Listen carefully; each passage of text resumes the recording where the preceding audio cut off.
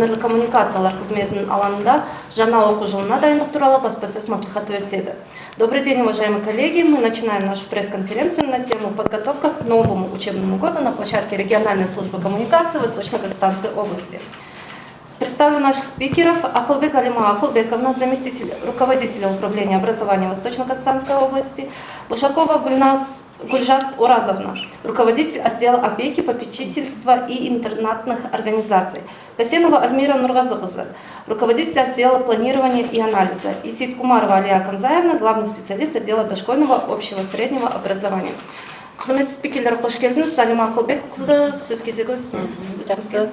Қайырлы күн, құрметті әріптестер. Жалпы жаңа оқу жылының басталуы бойынша біз алдыңғы жұмада өткен тамыз мұғалімдердің тамыз конференциясында талқылаған болатынбыз. Енді бүгінгі күні міне брифинг беріп, сол жаңа оқу жылындағы дайындық туралы тоқтала кетсек. Ең басты мәселе әрине біздегі білім беру жүйесінің ең негізгі бөлімі ол мектепке дейінгі тәрбие және оқыту болып табылады. Ол баланың жеке басын қалыптастыруда бұл шешуші роль атқарады.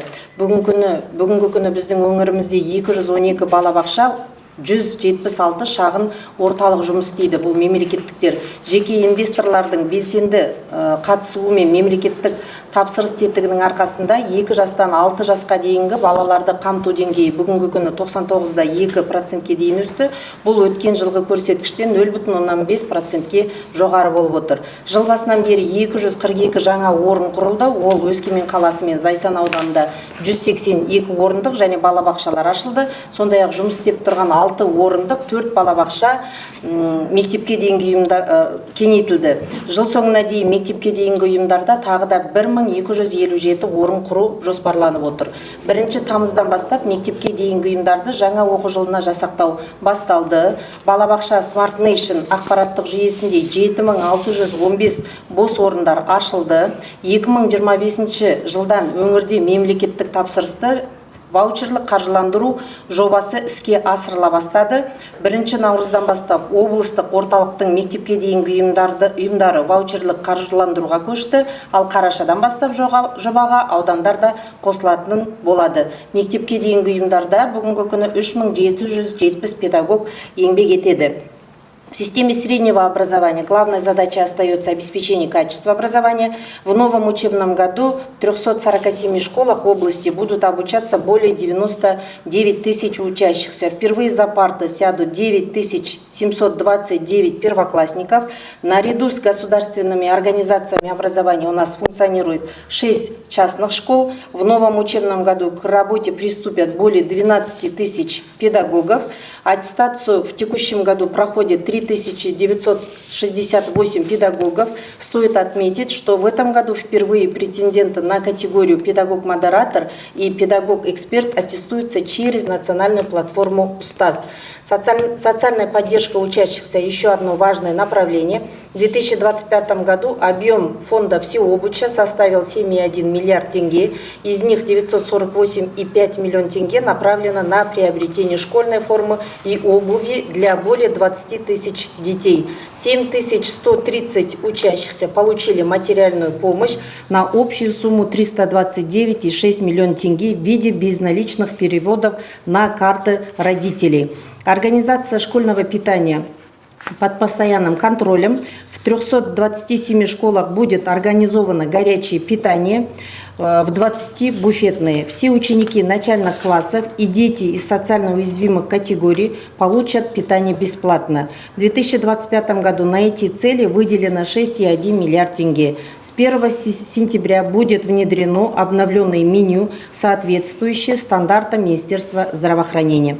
В рамках работы по совершенствованию организации школьного питания и повышению прозрачности финансовых расчетов активно у нас внедряются также цифровые технологии. В новом учебном году будут установлены в 108 школах аппаратно-программные комплексы проекта «Социальный кошелек». Еще 191 школа подключена к системе через мобильное приложение «Бизнес-кошелек». Это позволяет обеспечить удобный и прозрачный контроль за питанием обучающихся, а также повысить эффективность взаимодействия с родителями и поставщиками услуг. В 102 сельских населенных пунктах, где отсутствует школа, будет продолжен ежедневный подвоз для 500 учащихся на 120 школьных автобусах. На приобретение более 113 тысяч экземпляров учебников и учебно-методических комплексов выделено 450 миллионов тенге. До нового учебного года все школы получат учебники. Также в 2025 году у нас приобретены 40 современных предметных кабинетов на сумму 488,2 миллиона тенге.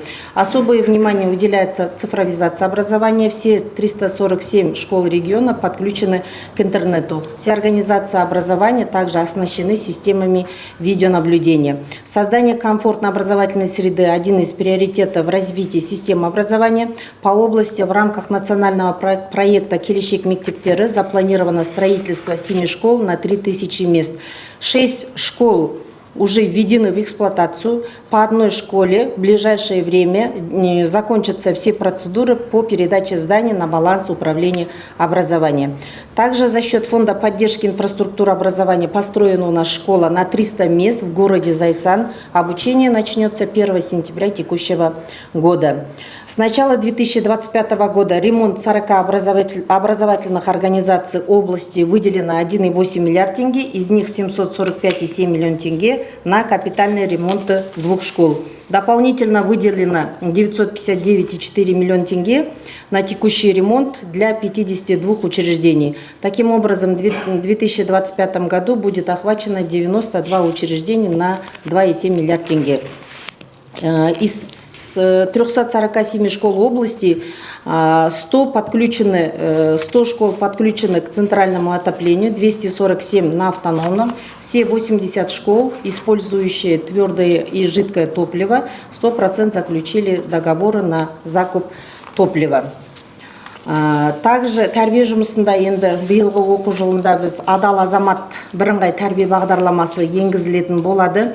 Оның мақсаты өскелең ұрпақтың бойында ұлттық құндылықтарды, патриотизмді, шығармашылықты, еңбекқорлықты, қоғам мен заңға деген жауапкершілік пен құрметті қалыптастыру болып табылады. Дәл осындай қасиеттер заң және тәртіп қағидаттарына негізделген мәдени және қауіпсіз мемлекеттің негізінде де жатыр.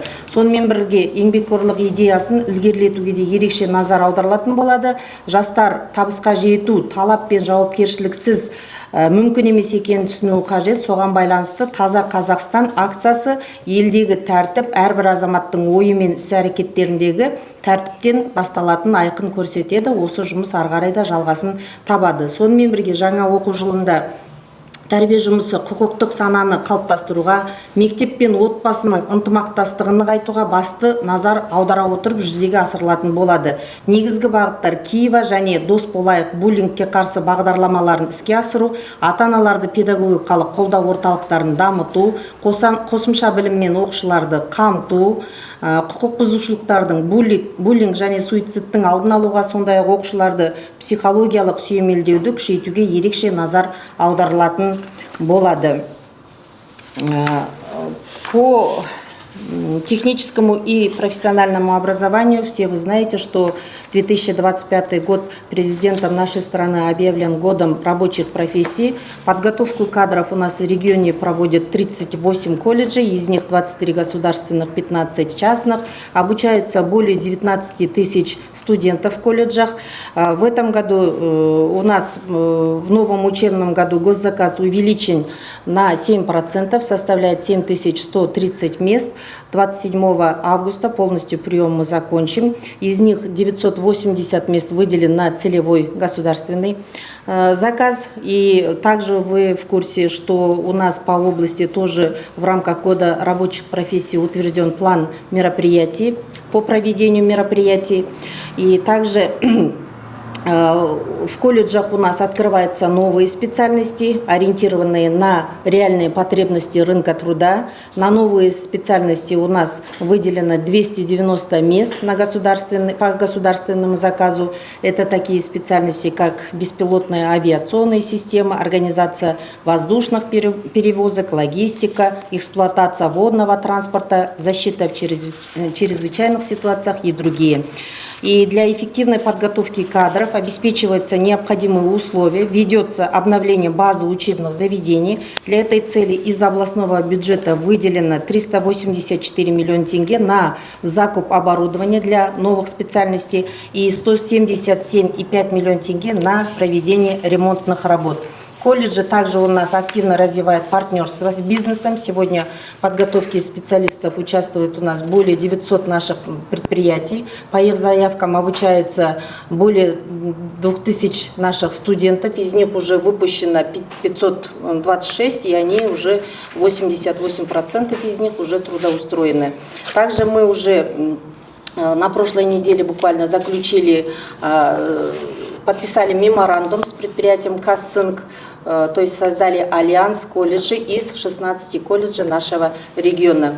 Более 5000 студентов у нас обучаются по дуальной системе обучения, проходят практику в 448 предприятиях нашей области. Также у нас выросло количество предприятий шефов наших колледжей с 32 до 203. Это тоже свидетельствует о высокой заинтересованности бизнеса по работе с нашими студентами. По инклюзивному образованию сейчас хочу предоставить слово руководителю отдела опеки Бушаковой Гүлжаз Оразовне. Қайырлы күн, құрметті брифингке қатысушылар. Ерекше білім беру қажеттілігі бар балалармен жұмыс істейтін арнайы ұйымдарға облыста көп көңіл бөлінуде. Осы санатта облыста 12304 бала тұрады. Оның ішінде 2291 бала мектепке дейінгі жаста болса, 10013 бала мектеп жасындағы балалар. Және де арнайы білім берудің қолжетімділігі мен сапасын қамтамасыз ету, сондай-ақ түзетуді қолдауын қамтамасыз ету үшін облыста 29 арнайы білім беру ұйымы жұмыс істейді. Атап айтсақ, оның ішінде 1024 баланы қамтитын 6 мектеп интернат, 422 баланы қамтитын 5 арнайы балабақша, 12 психологиялық педагогикалық түзеу кабинеттері, және де 116 орталығы Өскемен қаласында жұмыс істейді, онда 1201 бала дәріс алады. Сонымен қатар асыл мирас аутизм спектрі бұзылған балаларға арналған орталық жұмыс істейді, онда 82 бала түзеу көмегін алуда. Сонымен қатар осындай балаларды, жаңағы айтып кеткен ерекше білім беруді қажет ететін балаларды тексеру үшін облыста 4 психологиялық, медициналық, педагогикалық консультациялар жұмыс істейді. Ол Шаманайқы қаласында, Алтай қаласында және 2 Өскемен қаласында.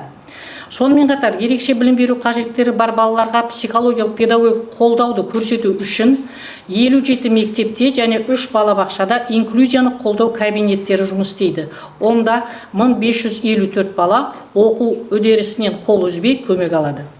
Сонымен қатар 2025 жылдың соңына дейін Глубокая және Тарбағатай аудандарының мектептерінде 26 жылы Зайсан ауданында осындай кабинеттерді ашу, сондай-ақ Алтай ауданында психологиялық педагогикалық түзеу кабинетін ашу жоспарлануда. Кадр мәселесіне келсек, кадрлармен қамтамасыз ету мәселелеріне ерекше назар аударылып жатыр. Ерекше білім беру қажеттіліктері бар балаларға білікті көмек көрсету үшін мектептердің штаттық кестесіне арнайы педагог, дефектологтар мен логопедтерді енгізу бойынша жұмыс жалғасын табады. Мысалы, бүгінгі күні мектептер мен балабақшаларда дефектологтардың, логопедтердің 332 ставкасы, оның ішінде мектепке дейінгі ұйымдарда 159 ставкасы енгізілген. Ата-анасының қамқорлықсыз қалған балаларға қамқорлық көрсету мәселесі маңызды бағыттардың бірі болып табылады. Сол үшін облыста 1238 жетім және ата-анасының қамқорлықсыз қалған балалар тұрады. Оның ішінде 826-сы отбасында қамқорлықта тәрбиеленуде, 51-і патронаттық тәрбиеде, 358-і мемлекеттік мекемелерде. Осы санаттардағы балалар үшін 7 ұйым жұмыс істейді облыста. 6-ы білім беру жүйесінде балаларды қолдау орталықтары, жасөспірімдер үйі, балалар ауылы, бейімдеу орталықтары, денсаулық сақтау жүйесінде 1 балалар үйі жұмыс істейді. 2024-2025 жылдары белгіленген нормативтерді ескере отырып, қорғаншылық органдары мамандарының штат санын көбейту бойынша жұмыс жүргізілді. Егерде 2023 жылы 24 маман ғана болса, 2025 жылы 36 штат 12 бірлікке ұлғайтылды. республикадағы әлеуметтік саясаттың басым міндеттерінің бірі балаларды отбасылық тәрбиемен қамтамасыз ету болып табылады. Осыған байланысты балаларды орналастырудың отбасылық формаларын бала асырап алу, қамқоршылық, патронат және асырап алушы отбасы осы бойынша дамыту жөніндегі жұмыс жандандырылды. Тұрғындар арасында ақпараттық түсіндіру жұмыстары, асырап алушы отбасыларды даярлау және сүйемелдеу, мамандардың біліктілігін арттыру, ведомстволық өзара іс-қимылды кеңейту жүргізілуде. Соңғы 3 жыл аралығында бала асырап алуға 300-ден астам үміткер оқудан өтті. Жаңа оқу жылына арналған жоспарда қорғаншылық, патронат және бала асырап алу нысандарын кеңейту есебінен мекемелердегі балалардың санын азайту, сондай-ақ отбасыларды қолдауға қайта бағдарлана отырып, ұйымдардың қызметін оңтайландыру көзделген. Рахмет. Жалпы білім басқармасының жаңа аталып өткен барлық бағыттары білім басқармасының бақылауында, сол бойынша жұмысымызды ары жалғастыратын боламыз. Рахмет. Коллеги, мы переходим к сессии вопросов-ответов. Әріптестер, сұрақтарыңыз болса, мархабат. Сұрақ бар ма? Сіз жаңа айтып отырсыңыз, бірінші мектеп жалпы уақытында пайдалануға беріле ме? Бірінші қыркүйектен жұмыс басталды ма? Сосын екінші сұрақ, сол салынудың бойында орналасқан сақалды құрылыс колледж. Соның мәселесіне уже... Қайсы колледж? Анау Есенберден тоғар жағындағы колледж. Неше жыл қаңырап бастаған. Строительство. Сол мәселе жалпы орнынан қозғала ма? Уақыт қалай әкім айтып қалады, облыс әкім барады, бірақ сол тұтырда. Жалпы Есенберлин көшесіндегі 41-ші мектеп бойынша жаңадан ашылатын, ол мектеп бүгінгі күні ғимаратты білім басқармасының жаңағы балансына беру рәсімдері алдағы күндер аяқталады.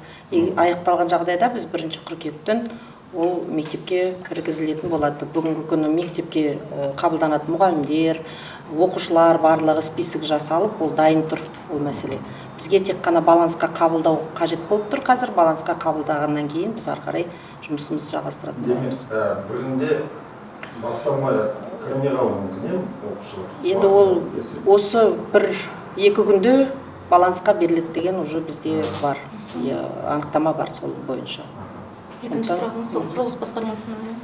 Құрылыс басқармасына екінші сұрақ бойынша, анау колледж, сол бойынша құрылыс басқармасына байланысты. Енді бірақ біз бірлесіп жұмыс атқарып жатырмыз. Ол тұрған ғимарат, бұрыннан бос тұрған ғимарат бойынша ол жалпы ол жерде бір қандай жоспар бар, жоспар мектеп, интернат.